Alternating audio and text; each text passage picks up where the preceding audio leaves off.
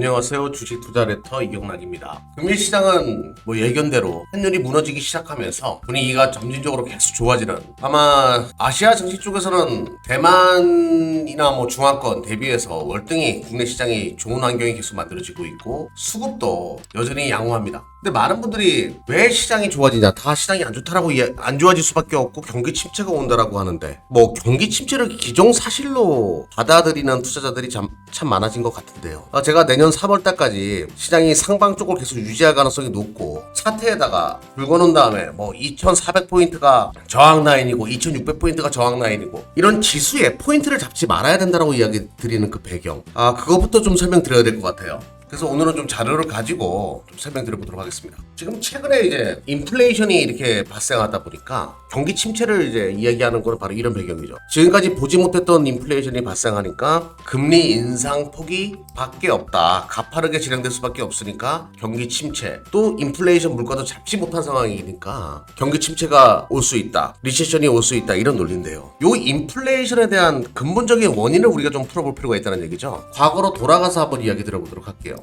대공황이나 오일 쇼크가 있었을 때 인플레이션이 강하게 쳤었고, 그리고 나서부터는 인플레이션이 잠잠했어요. 이 잠잠했던 인플레이션이 최근에 치고 나오니까 시장에서도 두려워하는 건데요. 그러면 우리는 지금 튀어 올랐을 때 현재의 시점을 이야기하지 말고요, 왜 여기가 잠잠했는지에 대한 부분에다가 포커스를 두자는 거죠. 왜 잠잠했냐면 어떤 문제도 발생하지 않고, 돈은 벤 버냉키가 그렇게 풀었음에도 불구하고 우리가 리먼 사태도 겪었잖아요. 그런데도 인플레이션이 발생하지 않았어요. 돈은 돈대로 풀었음에도 불구하고. 그러면 근본적인 인플레이션을 잡았던 가장 큰 원인은 1991년도로 넘어가야죠. 20세기 때 이데올로기로 인해 가지고 수많은 전쟁을 치렀었고, 자유주의와 공산주의, 사회주의 사이에서의 그 대립관계, 냉전시대였죠. 냉전시대가 1991년 고르바초프로 인해 가지고 종식되고 세계화의 물결로 전 세계가 바뀌었어요. 값싼 사회주의 국가, 공산주의 국가에서의 노동력을 시장에서는 필요로 했고요.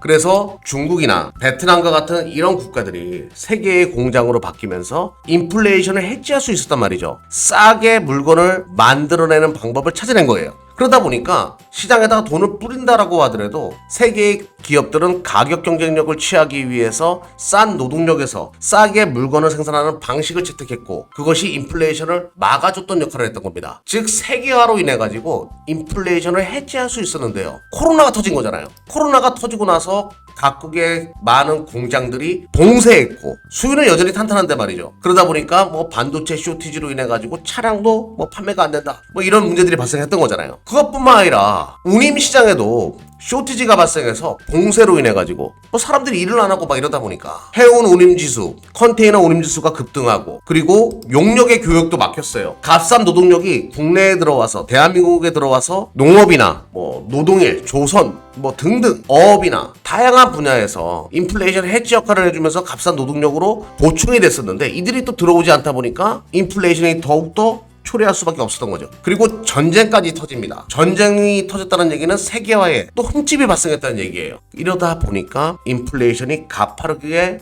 진행될 수밖에 없었던 거고요. 즉 그러면 지금 코로나가 끝나간다는 얘기는 공급자적인 부분에 있어가지고 인플레이션을 만들어냈던 요소들이 점진적으로 완화된다는 얘기고요. 전쟁까지 끝나게 되면 이 인플레이션은 한시적일 수 있다는 얘기예요. 그러면 금리 인상을 내년에 할 필요가 없게 되는 거잖아요. 인플레이션이 누그러지게 되면 굳이 경기 침체를 가져오는 금리 인상의 확대를 할 필요가 없어지는 거예요. 그럼 주식시장은 파월이 작년에 이것 때문에 욕 많이 먹었었죠. 한시적이다. 파월이 말했던 그 한시적인 인플레이션이라는 것은 바로 이 코로나로 인한 쇼티지 등등 이런 것들을 의미했을 수도 있다는 얘기죠. 지금 맨하임 인덱스가 꺾이는 것도 어차피 자동차도 캐피탈로 운영되는 거잖아요. 금리 인상이 진행되다 보니까 중고차 가격도 떨어지고 있습니다. 캐피탈로 이것도 차를 구매하고, 우리도 다 마찬가지죠. 할부나 리스 프로그램 등등. 미국도 마찬가지라는 얘기예요. 금리 인상의 효과는요, 이런 근원 물가 쪽에서 중고차 가격과 같은